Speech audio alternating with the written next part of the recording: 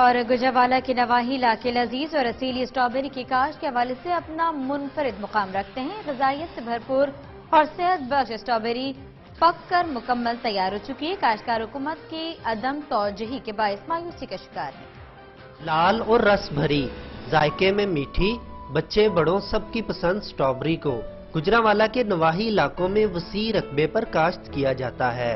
اس پر آنے والی لاگت عام فصلوں کی نسبت کہیں زیادہ ہے۔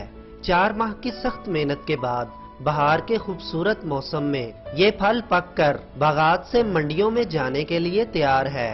4 ماہ میں پھل تیار ہو جاتا ہے، تو اس پہ پر ایکڑ پہ جو اس کی لاگت خرچہ ہے وہ کم و بیش جو اس سیزن میں ہے وہ 2.5 سے 3 لاکھ روپے آیا ہے۔ ننھے پودوں پر لگنے والے اس نرم و نازک پھل کو توڑ کر ٹوکریوں میں ڈالا جاتا ہے، جس کے بعد چھانٹی اور پیکنگ کے مرحلے سے گزار کر منڈیوں میں بھیج دیا جاتا ہے۔ مگر حکومتی سرپرستی نہ ہونے کے باعث اسٹرابیری کے کاشتکار شدید مشکلات سے دوچار ہیں۔ کاشتکاروں کا کہنا ہے کہ بیج، کھاد اور سپرے کے بھاری اخراجات اٹھانے کے باوجود مناسب پیکنگ کا نہ ہونا وہ اہم مسئلہ ہے جس کے باعث وسیع ڈیمانڈ ہوتے ہوئے بھی ایکسپورٹ ممکن نہیں۔